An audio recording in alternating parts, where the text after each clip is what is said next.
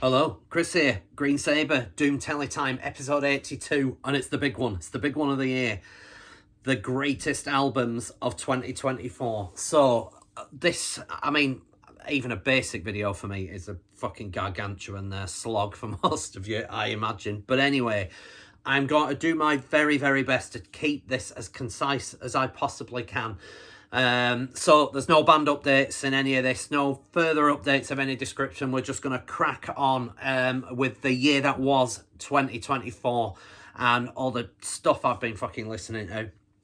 Great and terrible and all in between as such like. So I am going to do my best to keep this fairly fucking...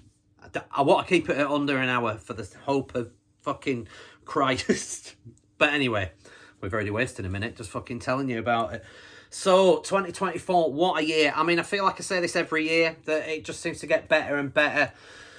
But it's hard to listen to so much stuff. I mean, some of you out there, some of the VCers out there, who, the collecting that you do, the fucking money you must spend on stuff like that, and you will notice on this one, I've only got half of it in physical form. The rest of it's going to be image inserted kind of thing. I've had to not just rein in spend because I've got a million bands and that's expensive, but space as well. I've got limited space, so I've had to get more stuff that's only... I mean, I get everything digital anyway because I do a lot of my listening in the car or on the go, so it's digital. I don't do as much physical listening as I would like to, but you fucking try doing that with a 6-year-old. It's not always easy, so...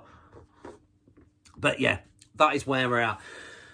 But it's also finding the time. There was a really, just to sort of as a starter, there was a really, and most of you will know about it, Primordial Alan. Alan from the band Primordial over in Ireland has got an absolutely fabulous YouTube channel. If you don't know about it, go and check it out. But I imagine all of you do know about it. And he did a recent video. Right, I'm taking, there's 2 pages of notes here, by the way, as well, where he mentioned how music has become a digital chore. I think that's the name of the video. I will try and link to it down below. It's fucking magnificent. Give it a watch. Like is all his stuff. It's all really, really good, relevant issues and lots of deep conversations. It's fabulous. I love the channel. But he makes some really good points. What was the point I'm trying to get to? Where basically there is so much engagement now. In the digital age, bands can just engage you on multiple fronts, and there is so much stuff. Back in the day when you had to wait outside a record shop for something that you knew were coming out via Metal Forces or Metal Hammer or Kerrang or whatever you fucking read, and via your friends and the tape traders, you only kind of heard about what you heard about, and now you hear about everything, and there just aren't the hours in the day to fucking listen to it. And that is essentially why I think it's a really important video and a great topic. Because even this, I whittled this down to about 52 records. Now, brace yourself, I won't be fucking talking about all 52 of them. I've whittled it down to a top 20, and that was so hard. I will mention also rounds and various other things. But yet your attention span these days gets pulled in so many different directions that even the albums that you love, it's difficult to dedicate enough time to properly like them. So essentially what I'm saying in a roundabout way is that this top 20 that you're about to see and all the other worthy mentions, it's been really, really difficult to dedicate what I would consider to be enough time to truly get to know that record. So my top 20 is essentially the albums that I have spent most time with. Invariably, there will be a ton of records that I know some of you out there watching will think, you've missed this, you didn't even mention this. I don't have the hours in the day. I've whittled it down to 50 that I know that I at least listen to on a couple of occasions. So other than that, everything else just either missed me or there isn't the time. So, and I think that's a greater discussion moving forward with modern music and modern engagement and the digital age and social media and all of these fucking things. It's so difficult to find time to listen to all this stuff. My top 20, though, that I'm about to start going into, I think I have found time for. But yeah, I'll link to that Alan Primordial video down below. It's a great channel and it's a great video. It makes some relevant points. So, before we get on with the top 20, honourable mentions from this year. And like I say every year, there's been so much good stuff. The honourable mentions are albums that I'm about to rattle. You're not even going to get images with these because I'm just going to rattle through them. But there were album releases that I spent time with and enjoyed, but they were never threatening my top 20. So, here we go. Jerry Cantrell. Isan, Emperor, you know. Thou, Deicide, Funeral, Devastator, 1349, Nile, Panzerfaust, Spectral Voice, Deus Mortem, Undeath, Nails, Judas Priest, great album by Priest, Alcest, I really like that. Oranzi Pazuzi, really enjoyed that, really atmospheric sort of electronic in places. Yoth Iria, decent. Nile, decent. High Parasite, decent. Holder, Heathen Deity, Spectral Voice, Gatecreeper, although I'm not really, his voice is a bit metalcore for me, but that's the, other than that, the Gatecreeper album was great, and they were great live at Damnation, I have to say as well. Those are all albums that I enjoyed, but were never threatening my top 20, for reasons that I might go into later on via various other things. However, let's mention Almost, and all these that I'm about to rattle off will get an image, but were mighty close to my top 20. To a point where I thought, should I do a top 20? But I don't have the fucking time, and nor do you, to have to go through it. So, here's Almost top 20. Witnesses, Joy, New York band, New York two-piece, I want to say. And as we all know, Thy Listless Heart, Simon Bibby, shout out Simon, top man. He sings on this. It's a magnificent album, really good. Just didn't quite make my top 20, but really decent. Go and check it out. Uncle Acid and the Deadbeats with Nel Ora Bleu, I want to call it, Nel Ora Bleu. Concept album based on a fictional Italian B-grade horror movie. Anyway, I might be doing that a disservice, but I really loved it. I do like Uncle Acid. I like most of their stuff. I like the vibe that they have. It's kind of like Blue Oyster Cult meets fucking Electric Wizard meets. Anyway, I love it. And that was a really good album, but not quite top 20. Daisy Cutter. I have the physical of this thanks to Death Metal Dylan, HM2 Dylan, whatever you're calling yourself. Shout out. Yeah, thank you for putting this on my radar. Self-titled debut, German death metal band, I want to say. Decent, really good. Not quite top 20 though. Where the fuck am I? Chelsea Wolf's latest, She Reaches Out to She, decent, really like that, but I like Chelsea Wolf in general anyway. Cyclona, Warped Vision, image inserted, great effort, kind of like desert rock, desert stoner vibe, Bradford based, shout out Martin, shout out Isaac. Yeah, Cyclona. Swallowed the Sun, image inserted. I didn't hate this, I actually quite liked it, but caveat, I am, for reasons unknown, really late to the fucking show with Swallow the Sun. I've only just got into them this year. I had heard of them, but never really given them the time, and I don't know why. Yes, their earlier stuff is infinitely better than this, but this had a sort of ghost vibe to it, which I imagine will put off a lot of you, and it's probably the reason why a lot of people thought it was one of the most disappointing albums of forever. But I actually enjoyed it because I was new coming in to them. So I heard this at the same time as I then started delving into the back catalogue. So I don't mind it. I thought it was decent. But obviously their older stuff is miles better. Yeah, Swallow the Sun. Cutted Flesh, Love at First Bite. Image inserted, my mate Lee out of CROWSBLOOD. Shout out Lee. Put me onto this. Decent, really good death metal. 200 Stab Wounds. Right, what's the name of the album? Manual Manic Procedures. Image inserted. Caught these live at Damnation. They were fucking fantastic live, and this is a fantastic record, mighty close to my top 20. Mother of Graves, The Periapt of Absence, decent. So close, but not quite. And my final so close but not quite mention, Opeth, The Last Will and Testament, I want to call it. Opeth are a weird band for me. I have so many friends that tell me that my life isn't complete without Opeth, but I have found them so hard to get into, and I don't know why, because I like loads of other bands that they sound like. So it should absolutely work for me, but I just cannot seem to find that entry. So I tried really hard with this. In fact, I would fucking wager that this probably had more goals than a lot of the stuff that's in my top 20 for me to try and get into it. I feel like I'm almost getting it, but not quite. But this is a really, really good record, so I thought worthy mention. Right, 10 minutes. Before we crack on with the top 20, I want to talk about stinkers, because you all want to hear that kind of thing. So, albums that were flat out fucking dreadful, or that disappointed me this year, so I'll be really, really quick. Image inserted, Gayria, Coma, their latest one. I was quite late to the Gayria party, on that front, but the last album that they released a couple of years ago I really, really liked, and at the last minute it surged into my top 25 or whatever I did, and really, really loved it. This one, I don't know, I just feel like that Gayria are making too much of an effort to be really popular, the next breakthrough headliner band. Does that make sense? I think they need to concentrate back on what makes them great. This just, I'm not going to call it a sellout, because it is anything but a sellout. And there are still some really good moments on it.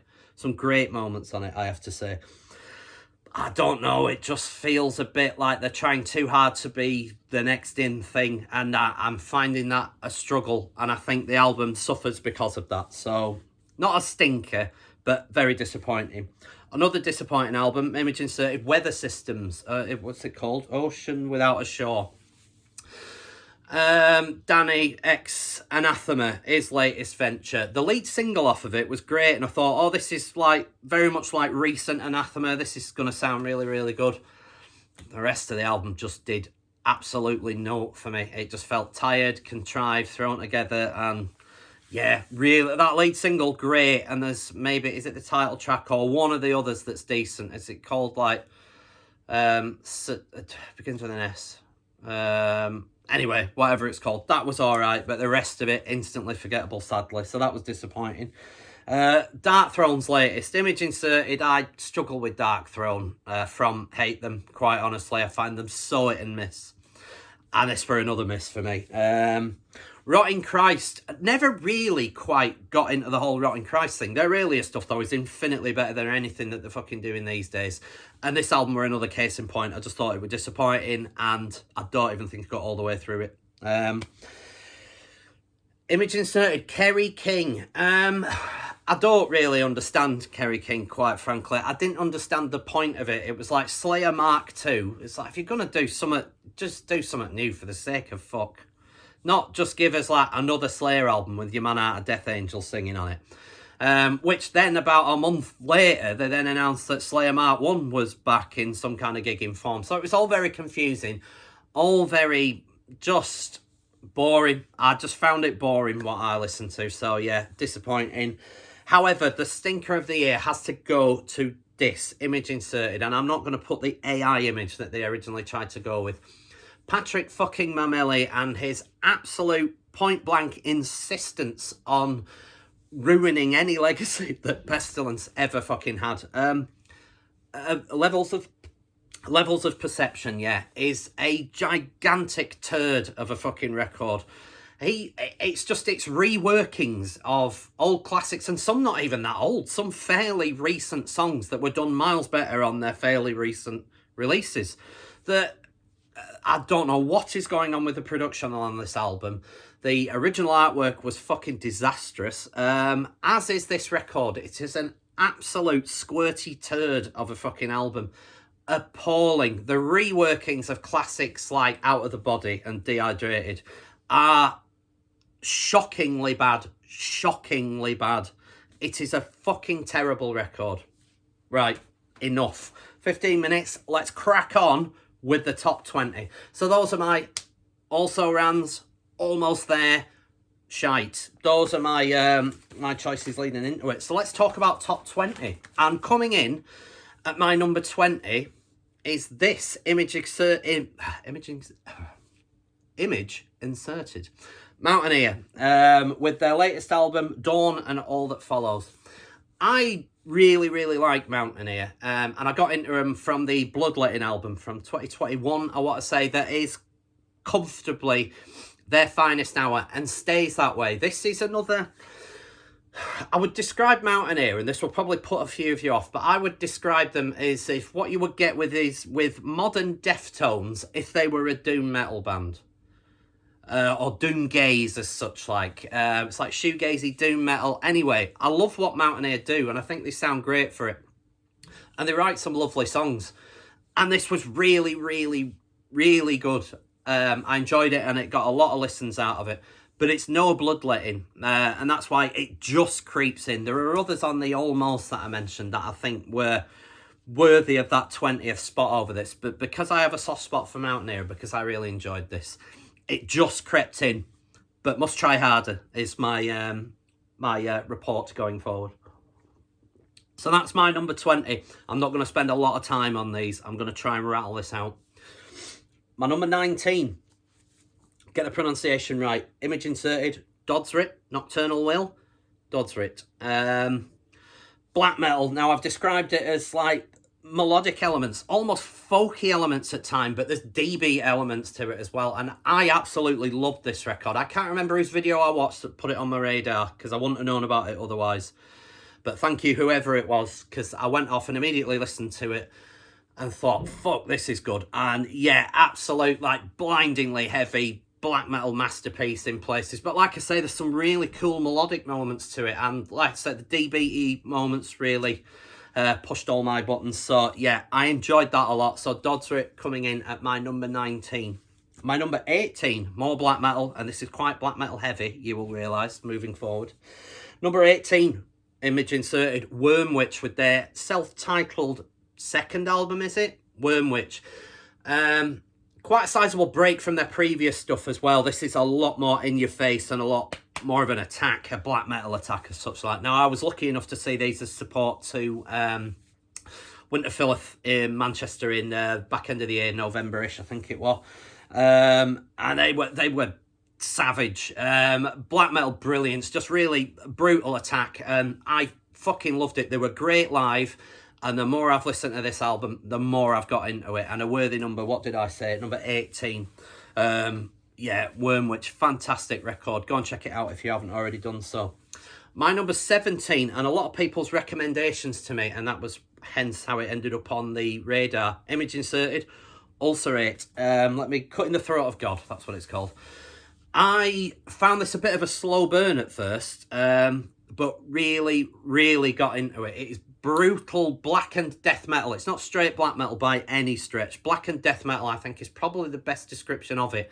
However, there are lots of moments in it, particularly in the opening track, that have a real Mastodon vibe to it for me. And I, as you all know, I love a bit of Mastodon, which is why, how come I can't get into Opeth? But anyway, different argument for a different day. But this Ulcerate, pure brutality, some absolutely stunning tracks on it, and a worthy recommendation yet again, because without that recommendation, this would have likely been one that slipped under my radar and I'd have missed it. But fucking fabulous record. So a worthy number, what did I decide? Number 17, Ulcerate, Cut in the Throat of God. Number 16, we're leaping away from metal for a moment, and this could have been higher. I really, really enjoyed this record.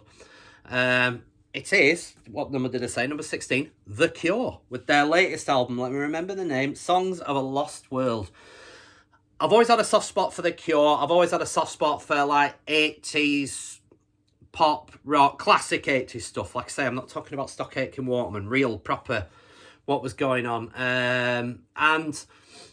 The Cure I've always had a soft spot for, and then it was always going to be on my radar was this one, knowing that they had a new album out. And again, I've not bought the physical as yet, so you'll have to make do with the image. But what a record. What a record. I just love it. It's monstrous, epic, beautiful, and so, what was the word I used? Oh, miserable. Now, a lot of doom bands, and I consider myself for this, I hate writing lyrics at the best of times anyway, but I find when I'm trying to be really, really miserable, that it comes across as just cringe-worthily embarrassing. It's so hard to write misery properly, and I'll tell you what, The Cure are absolute masters at it. Some of the most miserable, bleak lyrics you'll ever read. Absolute masterpiece, and it is a masterpiece, this record. A really great return, so I loved it. And a worthy number 16, The Cure's latest. Number 15, again, image inserted. We're not going to get physical copies until we're approaching the top 10, I'm afraid, guys. But yeah, my number 15, Resin. I want to say, is that how you pronounce it? Resin, R-E-Z-N. With, is it called Burden? Too many notes. Burden, yes, yeah. Great album. I like these from the first record as well. Again, another band that I was lucky enough to see live at Damnation this year, and they were magnificent. I just love what they do. There's almost a post-Doom vibe to what they do. Some really nice melodic, sort of ethereal vocal style to them. I'm sure like the keyboard player guy was using an Xbox controller at one point when I saw him live, and also wearing like, was it like a fucking hockey top or something? He looked like he had walked onto the wrong stage. Anyway, let's put it that way. But they were magnificent live, and this is a magnificent record. Yeah, I've just described it as awesome post-Doom, and I think that's probably the best bet, but it's heavy, it's melodic, it's beautiful, it's a masterpiece and a cracking record and a worthy number. Let me get it right. Number 15, Resin with Burden. Okay, number 14. And at first I was wondering, is this higher up than it should be? But again, I cannot remember. Someone put this on my radar, and thank you for that. My number 14, image inserted. Horner, I want to say Finnish black metal band. Horner with Nix. Heinea Yolla, or Himnea Yolla, however it's pronounced. Himnea Yolla, it might be actually, yeah. I've made a bad job of writing it down. Anyway, brutal black metal, with almost like a sort of punk D-beat vibe again to it that really ticked all the boxes for me. And yeah, I mean, I can't really think of much else than that, but sort of pure, brutal Finnish black metal, if they are Finnish, of course. I'm pretty sure they are, but I could be wrong. Please do correct me if I am. But I loved it. And again, we're getting to the rounds now where the higher up they were is the more listens they got, and this got a lot of listens, so yeah, again, as I mentioned at the start of the video, that might well be because it just caught me at the right time during the year. There's sort of no rhyme or reason to a lot of it. Some albums may have suffered because they didn't quite catch me at the right time of year. This one did anyway, and that's why it's my number 14. Horner, Nix, Himnea Yolla. My number 13, yet more black metal, and this was, what's he called? Anyway, it's a YouTube channel that recently did an album of the year, and this was on it. So this is a recent addition to me, but I loved it as soon as I heard it, and it's had plenty of rotations since. Number 13, image inserted, Djevel, I want to say. Anyway, with Nats till Ender. Image inserted, and look at that, you see, they had clearly thought the Green Sabre Numb cover was magnificent and went for their own version of it. I'm not saying we did anything remotely original with that album cover either, by the way. But yeah, image inserted. I loved this. This was one of them that just hit home straight away. Brutal black metal with the definite doff to the cap to second wave Norwegian stuff, without a doubt. I feel like it might be a one-man project. I could be wrong, but I feel like it is. And again, it's European of some description. But I absolutely loved this. My number, did I say 13? Yes, 13. And worthy so. This has had, since discovering it pretty late in the day, I mean, like, maybe 3 weeks, a month ago, tops. This has had almost constant rotations. Absolutely love it. Worthy number 13. And number 12, image inserted, although I do want a physical of this. Image inserted, it is Spectral Wound with their Songs of Blood and Mire. I saw this recommended by a lot of people, and rightly so. It is a terrific album. Really, really love this. Mighty close to my top 10, but when you see my top 10, this is kind of where it hit the buffer, and I felt that I couldn't realistically put it any higher, but it deserves to be higher. But yeah, I've described it as savage. Again, punk leanings, pure black metal savagery, but some great melody in there as well. And I just think this is an album almost without fault, quite frankly. I was really, really impressed by it. Since it come out, loads of listens, and loved it. And I feel bad that it didn't make top 10, but it didn't. Almost at the top 10. And we're on to my number 11. And this will maybe shock a few of you, but coming in just outside my top 10, and we're in the realms of physical media now, guys. At number 11, it is My Dying Bride's latest effort this year. What was it called again? A Mortal Binding. I nearly said A Mortal Coil, but that's a Carcass song, isn't it? This is really, really good. Don't get me wrong, I enjoyed this, and there's some great, great tunes on it. Her Dominion, Thornwick Hymn. One of my favourites on here is the second of Three Bells, which I think is one of the better songs on here. The Apocalyptist is decent as well. A Starving Heart is my personal favourite on here. And I think this is a masterful record, but not quite top 10. And I will say and I know it sounds sort of horrible, but it felt like, and I'm not going to name names, but it feels like someone's performance on this record is in the realms of dialed in. It doesn't quite feel that the heart's in it, and I know that sounds probably awful, but it just feels like it's not quite there. It is a great, great album, and it's a big improvement on their previous one, Ghost of Orion, that again has some great moments on it, but I feel is lacking in one certain bit, and the production's weird in places as well. And I feel the overall approach of it is it's not one that I go back to regularly, let's put it this way. And I suspect I will go back to this one a lot more regularly than I did Ghost of Orion. Like I said, there's some great, great songs on here, and it feels like it's more a classic My Dying Bride attack in places. There'll be some of you notice that this is a lot higher up your list than Aaron's other band, High Parasite. And it is High Parasite. Didn't quite and wasn't threatening my top 20. It's decent, don't get me wrong. I feel that this is... I feel this suffered because of High Parasite. Now, I'm not going to get into the whole what's gone on with Aaron, what's gone on with this one. It's not for me to speculate or to say.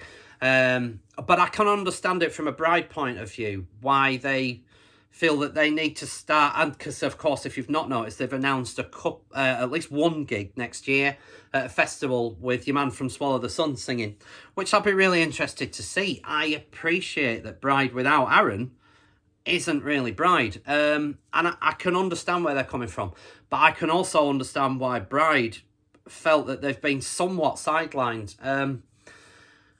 I know, and I have multiple bands on the go, and I know how difficult it can be, and I know how sort of fairly straightforward it can be as well. However, it does feel that Bride have had to stay on some sort of hiatus in order for High Parasite to go off and do their thing. It feels like High Parasite are getting all the priority at the minute. And I liked that album, but I don't think it's a patch on Bride. I know they're two very different animals, but I vastly preferred that to the High Parasite stuff. I think I described this to a friend. The High Parasite one, I feel, was like... it was almost if somebody had sort of said, I wonder what Draconian Times would sound like if it had Aaron singing on it. And that's sort of what the vibe that I get from it. And as you know, I'm not a massive fan of Draconian Times. But anyway, enough of that. I'm talking about My Dying Bride. Good, but not quite. So let's talk about top 10.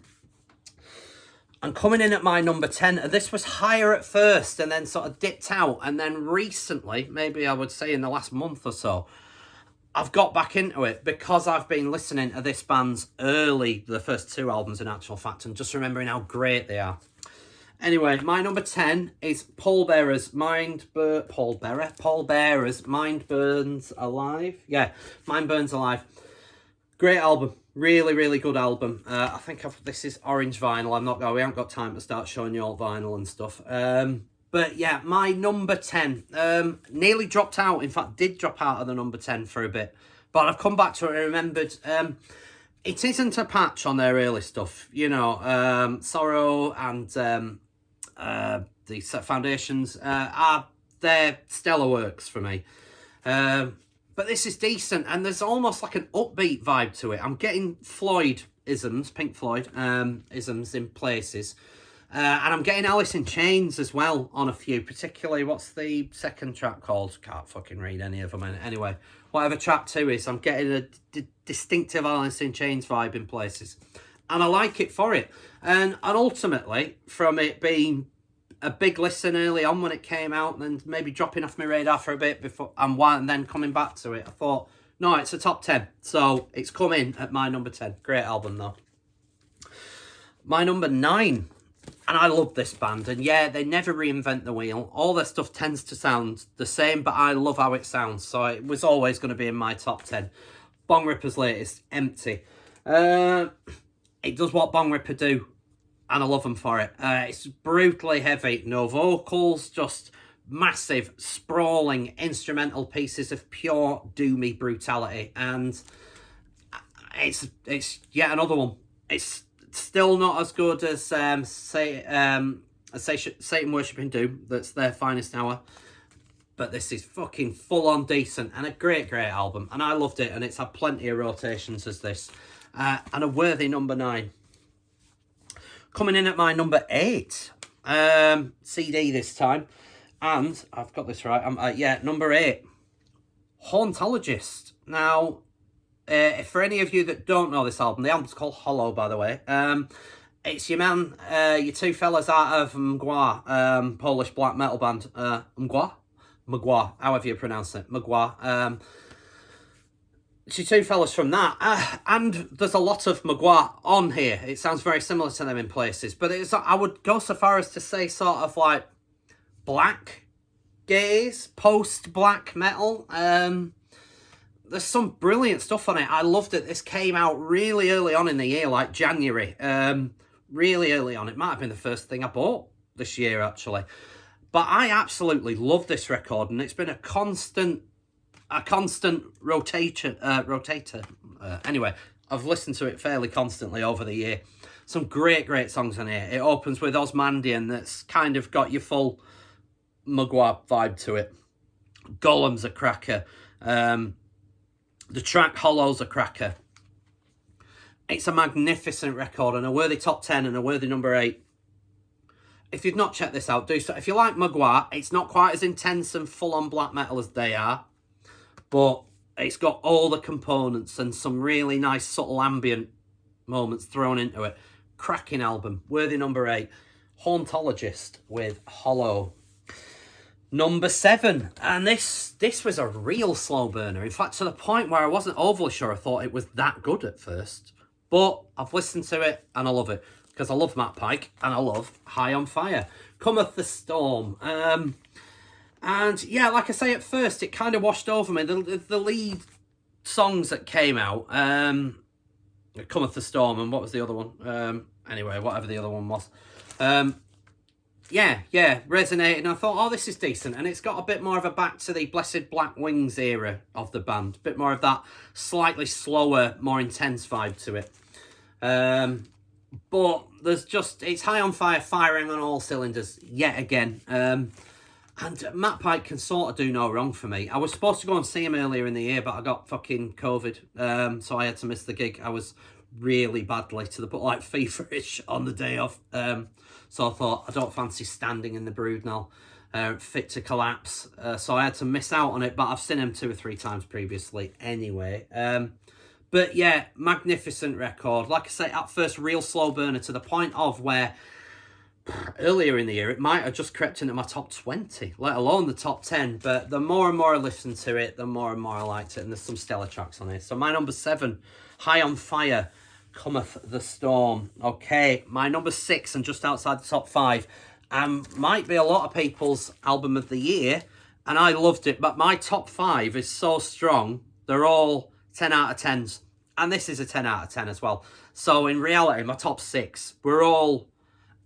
It could have gone either way, my top 6 basically. But coming in at 6 is Blood Incantation with Absolute Elsewhere, is it called? Absolute Elsewhere, yeah. This is the green vinyl version of it. I got it from Crash Records in Leeds. Shout out Scott, shout out Crash. Although they recently released their own standalone yellow Crash, yellow vinyl version of it, which I sort of thought, oh, I should have held out for that. But anyway, I'm not getting 2 copies of it. Let's not be daft. But this is magnificent. All the talk about it was worthy for me. Now, it ticks so many boxes. There are so many Pink Floyd vibes on here. meets straight up brutal death metal. So that's a win-win to start off with. But there's also some What Blood Incantation do really well. Some of those classic jazz fusion moments that creep in, that I've always had a soft spot for. And this is a magnificent record. It is essentially, it's 6 songs, but it's 2 songs. Side 1, The Stargate. Side 2, The Message. I would say side 1 is stronger. It's the stronger of the 2. It's just breathtaking. A cracking album. Feels bad that it didn't quite make my top 5, but it didn't quite, as you will see shortly. Coming in at my number 6, Blood Incantation. My number 5, and a recent entry, and this may be the most recent entry, I think, to be honest with you. This may be, if I'd had a little longer with it, might have crept up higher, but I think 5's probably a worthy place for it, because it is magnificent. Ara's new one, Eiger. I mean, cracking album cover for a start off as well. This is the white, mergy, grey vinyl version of it. I love what Ara do. Some people get put off by the vocal because it's female vocal. So what black metal vocals are normally quite screechy, but these take it to a whole other level. But I love the atmospherics. I love the melody that they put within the sheer brutality of the black metal that they provide. It always goes so well with the imagery that you get. And I just, like I say, I've only really had 3 weeks to a month with this. If that even. Probably not even that. 2 weeks with it. But I absolutely adore it. And it had to be definitely top 10. But it's that good that it's top 5. It might even get higher if I had slightly longer with it. But my number 5, Ara, with their latest work, Eiger. Magnificent. Like I say, all of these are as good as each other. So it could have been any way around. But my number 4, Arth. Mark Deeks' latest, Northumbria Speaks Again. Arth with, Untouched by Fire. Remember the title of it. This was quite an early release in the year. I've got it on multiple. I've got it on the big box set CD version. I've got the coloured vinyl version of it here. Can't remember what the colour is, but anyway, it's nice. Some sort of swirly thing, if I remember. This, like the debut, it's magnificent. It is just magnificent. And there is all killer, no filler. Curse to Nothing But Patience opens it. Beautiful, sort of lovely little piano section in the middle of it where dripping in atmosphere. Name Bestowed, that might be my favourite on here. An absolutely beautiful melody vocally and guitar rhythm to see it out. Just brilliant. Heffenfelth, another belter. The story behind it, the imagery. He Saw Nine Winters is a cracker. Beset by Weapons is one of your little interlude pieces before going into the magnificent end of his Casket of Dust. It is sensational, and it seems weird that it's at number 4, but when you see what's coming, like I say, these top 5, top 6 could have been in any order. But I've decided we're number 4. It is just magnificent. Magnificent. Triumphant. But Mark Deeks was involved in something else that I would say, well, I've clearly listed as just slightly more triumphant this year. It is Winterfilleth's latest, the Imperious Horizon. I mean, again, look at that imagery. Just beautiful. And it's perfect for this record, because this album is cold. It's brutal. It's heavier and more in your face than a lot of recent Winterfilleth is. But that is not without, it doesn't detract, it doesn't step away from what Winterfilleth normally do. It is a magnificent record. Again, all killer, no filler. First Light's a beautiful intro, like Brimming Fire, wallop. Then it goes straight into Dishonour Enthroned, another wallop. Upon This Shore, another thump to the face. The Imperious Horizon, the title track, finishes off the first record beautifully, magnificent. Side C, In Silent Grace, is a masterpiece. It is absolutely beautiful, captivating, hypnotic. And most of the vocals are provided by the guy that I mentioned right up at the top of this video. Alan from the band Primordial does the vocals on that. And it is just pure emotion. And it's one of the slower tracks on this album. I love as well the track To the Edge of Tyranny is decent. Is it the track The Insurrection I'm thinking of? Or is it Earth and Sorrows? It's one of them. That's a proper nod to second wave Norwegian black metal. There's some proper Emperor style riffage in that I love. It is a breathtaking record. I'm going to try and keep this under 45 minutes, guys. Bear with me. But yeah, my number 3, Winter Philith. Fantastic. My number 2, and I still don't know if I've got this the right way around, but I'm going with it. My number 2, I didn't go for the vinyl version because I would have had to sell a kidney and the child to fund it. Paysage d'Hiver with Diverge, however you pronounce it. Paysage's latest album. I got the CD. This was fucking expensive enough. It was like fucking 30 quid or nearly 40 quid with postage. Beautifully packaged, or comes in a black envelope. This, look at that artwork. It is absolute. In fact, I've got the wrong one out. Bear with me. This is Involved, because they all look the fucking same. Right, watch. Involved is brilliant. Is this new one as good as Involved? I'm not sure. Here we go. Diverge. As you can see, look, there's the back of them both. Get them right. Come on, lads. But it's beautiful, it's stunning. Diverge, however it's pronounced. Just magnificent. Again, look, interior is exactly the fucking same. In fact, have I got the right one held up? Yes, I have, Jesus. A stunning record, coming in at about 2 hours. This is not one for the faint-hearted, and I would be lying to say that this has had more spins than a lot of stuff, because just a 2-hour record, I struggle to find the time in the fucking day to listen to that.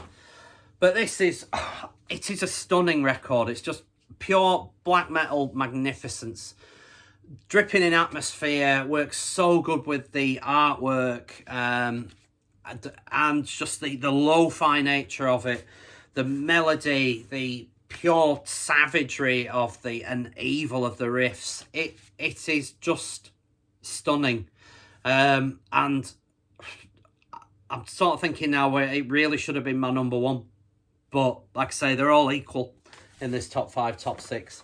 But I absolutely loved it. What a release. Diverge, Paysage d'Hiver, when I hold up the right one for you. My number 1. Most of you will have worked this out, but this one is the one that got the heaviest rotation, I would say, to be quite honest with you, over the year. And still does.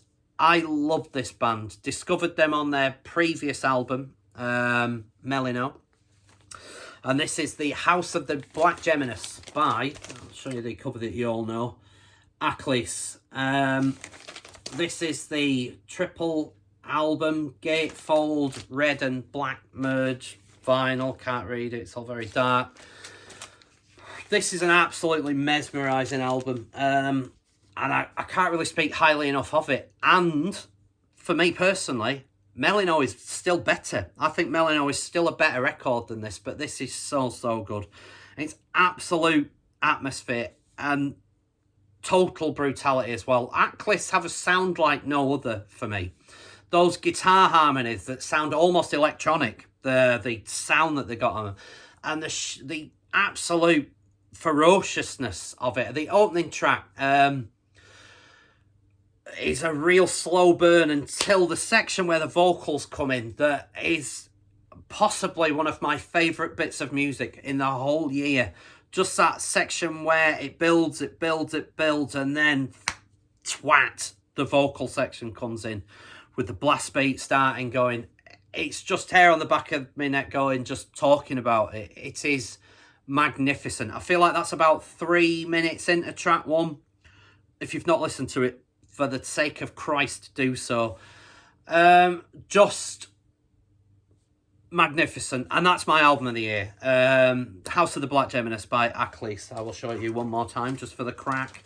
But yeah, there it is. That's the... don't know if you can see with all the glare. That's the cover where everyone's used to. Just stunning.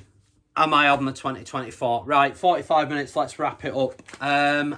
I'm hoping to get another video in before Christmas, but over the festivities, it might be a bit uppy downy. I don't know when I'm going to get to doing videos, so we'll just have to wait and see. But if not, this has been a great way to finish off the year. It's been a good year for me, as I mentioned in the last video. So thanks all of you for subscribing, for watching the videos, for liking, for commenting.